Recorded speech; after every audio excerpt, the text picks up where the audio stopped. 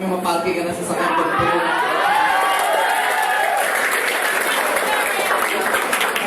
Ano ginagawa ko? Bibigay lang po ako ng mga bagay-bagay na hindi pinag-uusapan sa labas. Okay lang mo ba yan? Alam niya yung pagyaman na yan, hindi mo pinag-uusapan sa labas yan. Surprisingly. Kaya that probably explains bakit ito maraming kapusang Pilipino.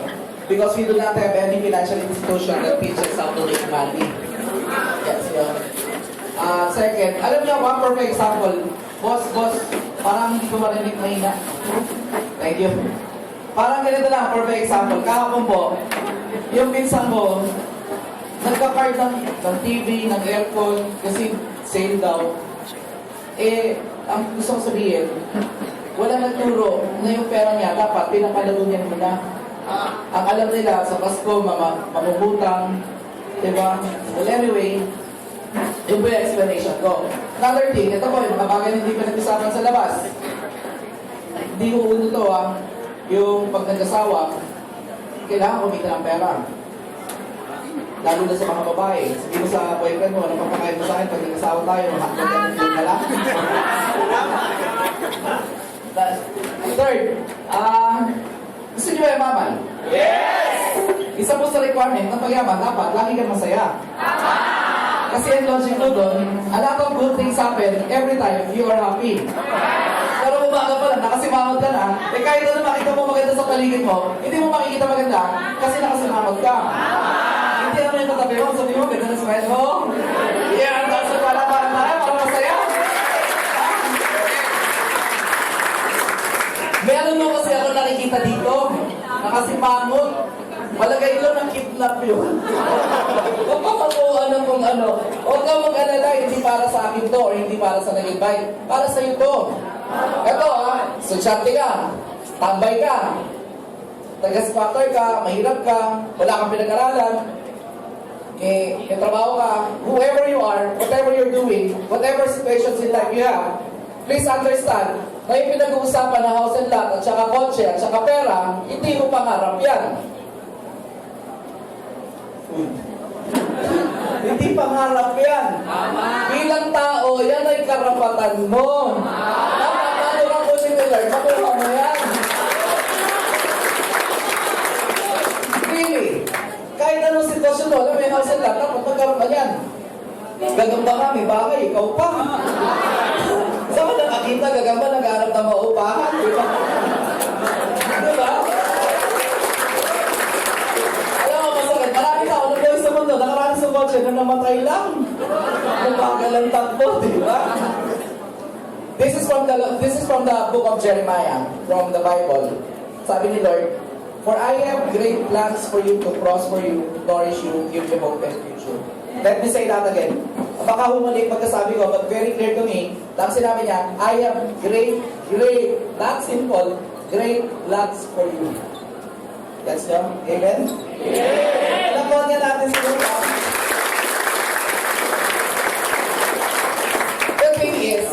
The thing is, wala kang problema sa grasya na Diyos. Someday you'll realize this. When you get to have your own children, I see a lot of young people around, but once you get there and get to have your own children, you would want the best for them.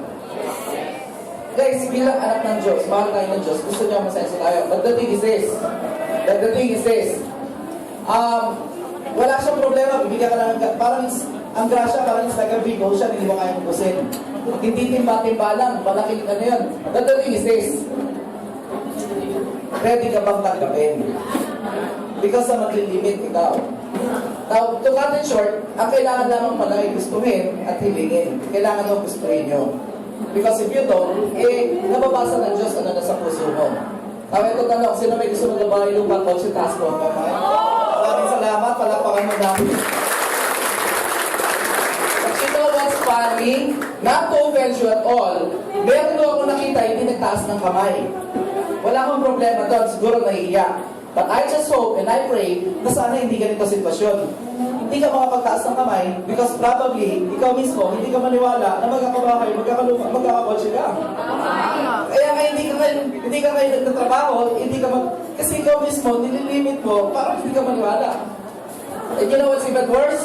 Yung katabi niya, nakita niya nagtaas ng kamay, pinipitigan niya. Magkakapot ito. Siguro kaya kapitbahay mo yan, siguro kaibigan mo yan, na in-invite ka, na pinilit ka, yun ang tingin mo. Akala mo, niloloko siya dito. But, promise me, promise, mark my word, put this on record, huwag lang aalis yung nag-invite sa'yo sa ulo.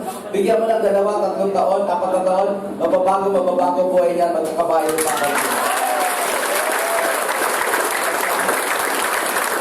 Kailangan mo gustuhin.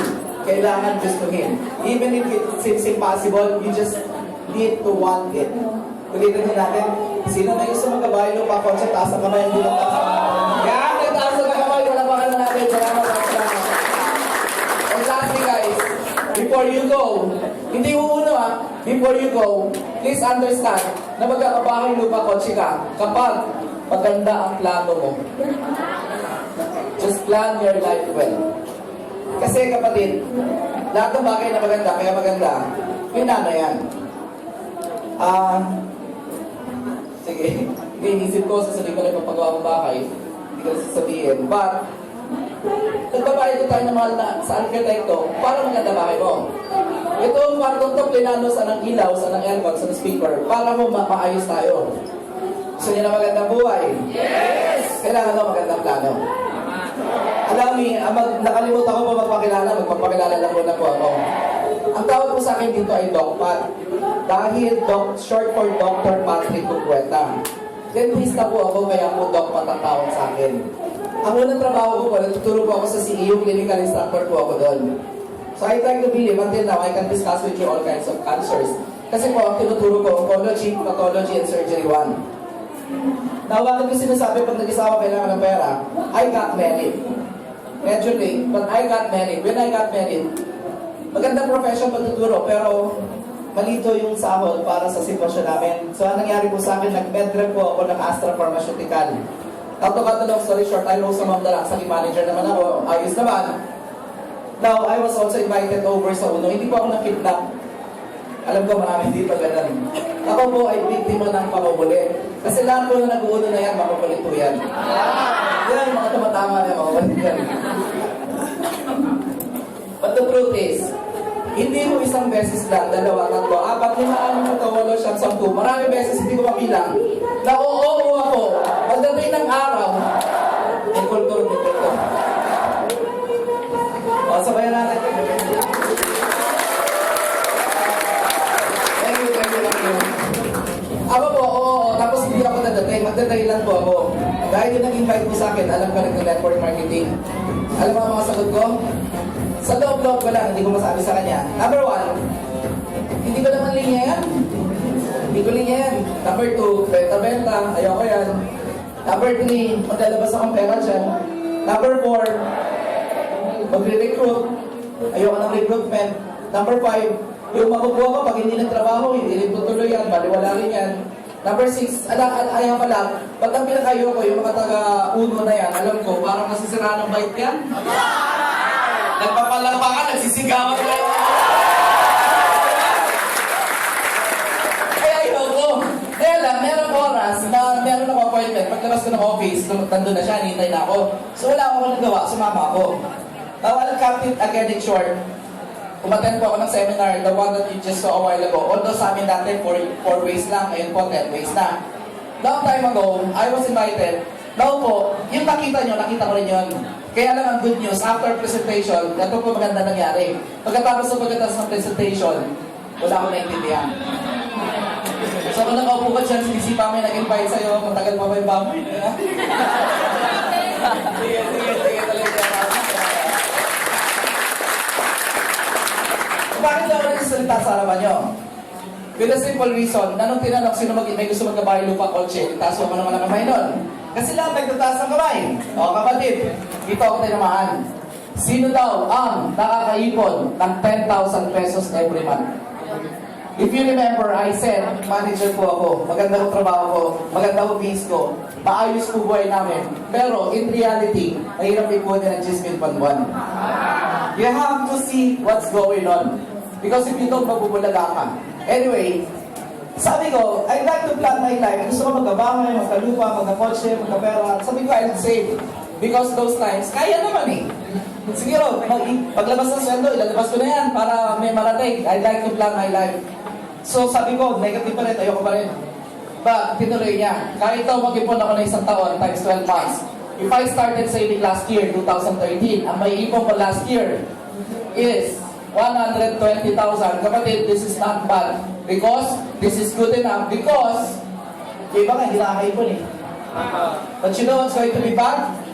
Magkakaroon ako ng paniwala, believe, na magsisipag ka lang, magtsatsaga ka lang, maasenso ka. Gagawin ko to for the next 10 years of my life. After 10 years, mabilis lang yan, 2023, it will come, times 10. Ang may ipong ka after 10 years, 1.2 million, kulang pambili ng brand new ng kotse sa 2023. Tama, paano kayo magyaman?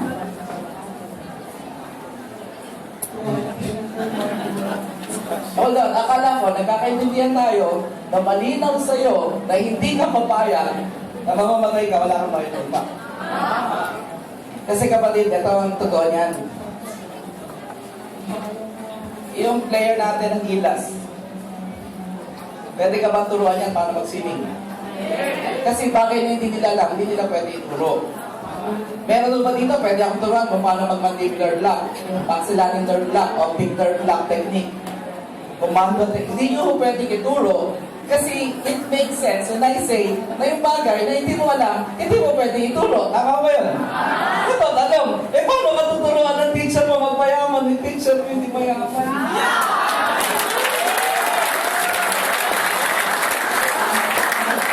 And with the same manner, paano ka matututong magnegosyo kung ang nanay at tatay mo hindi negosyante? And the only thing that you thought so, na kumita ng pera, the only choice that you think of is maghanap ng trabaho, you go, hanap ako, trabaho, tapos sa gabi, call center. Well, I have nothing against that. What I'm just trying to say is, ang choices that you make, puro pa pamamasukan, kaya nakikita mo naman, hirap naman talaga mag-ipon. I-gets nyo? But the thing is, gusto nyo ba yumaman? Yes! Gusto nyo talaga? Yes! Wala akong makakaligtas sa atin. Lahat po tayo sa kwarto na to.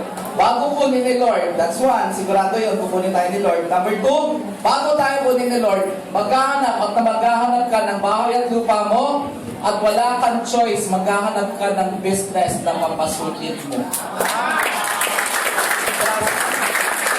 You know why? Ang tatay ko po is an executive vice president of Coco Bank. Kung may nakikita po kayong United Coconut Planters Bank, you may want to check. Punta ka sa manager, kilala niyo ba si Mr. Hugueta? And they will tell you na boss nila, lahat ng manager sa buong Pilipinas, ang boss daddy ko. Pero Rita, but no. Why do I need to mention that? Because ang point, bakit ko kailangan sabihin, at the age of 65, my dad needed to retire. Nag-retire na po ang tatay ko. Nakakuha siya ng magandang retirement fee.